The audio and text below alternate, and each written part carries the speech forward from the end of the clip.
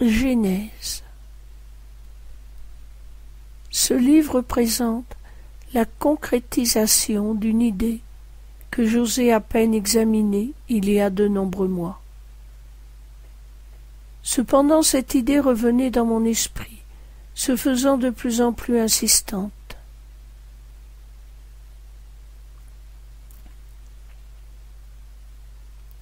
Lorsque j'ai osé accepter d'examiner l'idée, de voir les articles que j'écrivais pour les personnes qui recherchaient l'aide auprès de moi, être réunis en un livre. À chaque fois que je pensais à ce livre, mon mental s'activait et me montrait toutes les difficultés que j'allais rencontrer. J'argumentais avec ce mental qui à chaque fois me répondait « oui, mais », car le mental aime les « mais ». Cependant, je recevais de plus en plus de témoignages de l'aide que mes articles apportaient. Mon mari et des amis me parlèrent aussi d'écrire un livre. L'idée d'écrire le livre s'installait dans ma conscience et prenait forme. Puisque l'aide passe, pourquoi ne pas réunir ces écrits en un livre, que les personnes qui n'ont pas le net pourront le lire et l'écouter. Je ne me laissais pas décourager par le raisonnement défaitiste de mon mental. Je pensais alors au fait qu'il pouvait y avoir des solutions que je ne connaissais pas encore. Un jour, au cours d'une conversation téléphonique avec une personne qui a déjà publié plusieurs livres et qui en préparait un autre, m'apporta le déclic dont j'avais besoin pour croire qu'il était possible que cela se réalise. Ça y était, je le croyais. L'idée créatrice était installée fermement dans ma conscience. L'histoire d'amour entre mon être intérieur et ma petite conscience, animant ce corps, s'enrichissait d'une nouvelle facette qui s'annonçait pleine de découvertes et de nouvelles expériences. Lorsque je regarde en arrière, je vois bien des choses qui paraissaient improbables à un moment donné, qui se produisaient comme par miracle quelque temps plus tard. Je me souviens de cet après-midi où, avec mon mari, confortablement installés dans les fauteuils du salon, nous savourions un thé.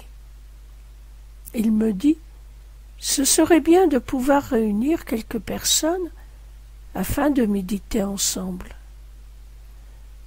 « Ce serait génial, lui répondis-je. Cela paraissait un joli rêve. Comment connaître des personnes suivant un chemin spirituel en harmonie avec le nôtre? La spiritualité n'est pas un sujet de conversation courant. Ceux qui s'ouvrent spirituellement hors des sentiers religieux savent garder cela dans le secret de leur cœur. Et pourtant, quelques années plus tard, ce groupe existait et continue d'être à ce jour. Tout comme ce bureau où je suis en train de taper ce livre auquel j'avais longtemps rêvé et qui me semblait pas être réalisable. Lorsque mon mari m'a offert mon premier ordinateur neuf, comme cadeau de Noël, il me dit « Il faudrait que tu crées un site. » Il me paraissait magique, trop beau pour être vrai. Créer un site. Oui, l'idée me plaisait beaucoup, même si, ce jour-là, j'étais immobilisé par une septicémie et que mon avenir était incertain sur terre. Lorsque quelques semaines plus tard, je me suis installé pour la première fois devant l'ordinateur, j'osais à peine le toucher. Une nouvelle période commençait. Cet ordinateur me permettait de diffuser mes articles. Des personnes de plus en plus nombreuses m'en remerciaient et me demandaient plus d'explications. De plus en plus de messages me faisaient part des changements amenés dans leur vie par l'application de ces principes. Cependant, il y avait aussi des réactions hostiles. Certaines fois je me suis fait insulter à cause de mes idées. D'autres fois, c'était du dédain, du mépris. Au début, une réaction émotionnelle montait en moi face à ces comportements.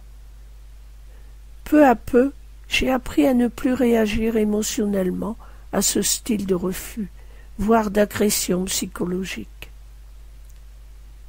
J'ai manque de confiance ailleurs. Un dialogue d'amour avec la vie, l'apprentissage du lâcher-prise, de l'écoute intérieure.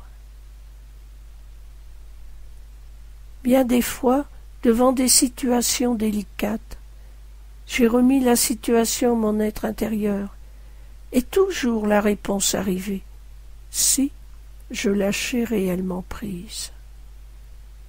À chaque fois que je me suis découragé et que je disais que j'allais tout arrêter, je recevais un message particulièrement émouvant d'une personne qui avait reçu l'aide. Je sais bien que ces personnes qui remercient et vont mieux pour trouver l'aide utile si je n'avais pas été là.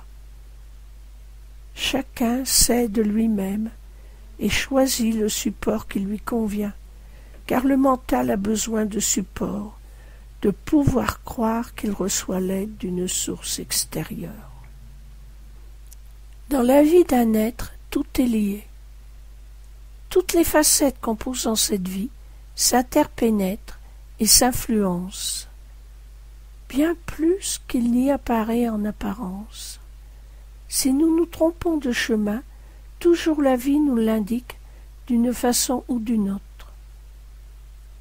Par exemple, j'avais commencé d'écrire un chapitre pour ce livre, en racontant mon parcours. Je pensais qu'il serait bien de raconter brièvement mon parcours afin que le lecteur me connaisse un peu et sache que je peux comprendre ses difficultés pour les avoir vécues.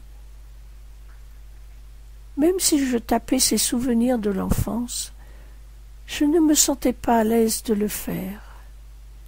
Je ne renie pas ces périodes de ma vie où j'ai suivi avec assiduité la religion, l'expérience de la maladie, de la souffrance physique au point de craindre d'en perdre la raison, le manque d'argent qui empêche de manger, la violence, etc. Toutes ces expériences, je les accepte. Elles m'ont permis de mieux comprendre les mécanismes de la vie. Elles constituent mon chemin de vie, mais il n'est pas bon de rester dans le passé. Il est fini, terminé, sauf s'il est ramené dans le présent et continué par le ressenti de ses vibrations émotionnelles. Ce ressenti de malaise, en écrivant les pages qui décrivaient mon passé, était un avertissement que mon être intérieur, qui me disait « Tu te trompes, le lecteur ne va pas se sentir heureux et ressourcé en lisant cette suite de malheurs. Le but de ton livre est de dire que tout est possible, d'apporter de la lumière et de la douceur. » Je ne comprenais pas et je continuais d'écrire ce qui ne convenait pas au but du livre. Ma santé se mit à me causer des problèmes. Le téléphone ne sonnait presque plus. Les messages se raréfiaient. Je me sentais lourde, comme face à un danger invisible. 2 rêves m'avertirent aussi que je prenais le mauvais chemin. Le problème, c'est que, si je comprenais que quelque chose n'allait pas, je ne savais pas quoi. Ce qui était évident, je ne le voyais pas. Pendant une journée, je me suis répété « Je remets mon fardeau au Christ en moi », tout en sachant que mon être intérieur me répondait.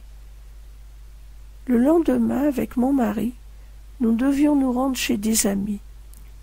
J'avais des douleurs abdominales. Mon mari me demanda si je voulais vraiment y aller et je dis oui. Je remis mon corps et cet après-midi à mon être intérieur. Dans la voiture, La conversation se trouva orientée sur ce qui se passait. Dan ressentait aussi que je devais rapidement changer quelque chose. Mais quoi? Je lui avais raconté un de mes rêves et nous étions convaincus que ce rêve me parlait d'un projet, sans doute le livre que j'avais commencé d'écrire. Devais-je l'arrêter? Non. Mais que faire? Tout est devenu limpide, éblouissant d'évidence. Ce que j'étais en train d'écrire était sombre, en opposition avec le but à atteindre. En rentrant le soir, je supprimai de l'ordinateur le fichier contenant ces écrits, toutes les pages à la corbeille et celles-ci vidées définitivement. Le lendemain matin, la douleur qui me tenaillait depuis presque 10 jours avait disparu, ainsi que divers symptômes. Tout rentra dans l'ordre dans mon activité. Dans notre vie, tout est lié, tout est le reflet de ce que nous sommes dans notre état de conscience. Tout ce dont nous prenons conscience comme réalité se reflète dans nos expériences de vie, cela d'une façon plus ou moins forte, selon les réactions émotionnelles que provoque ce qui entre dans notre conscience.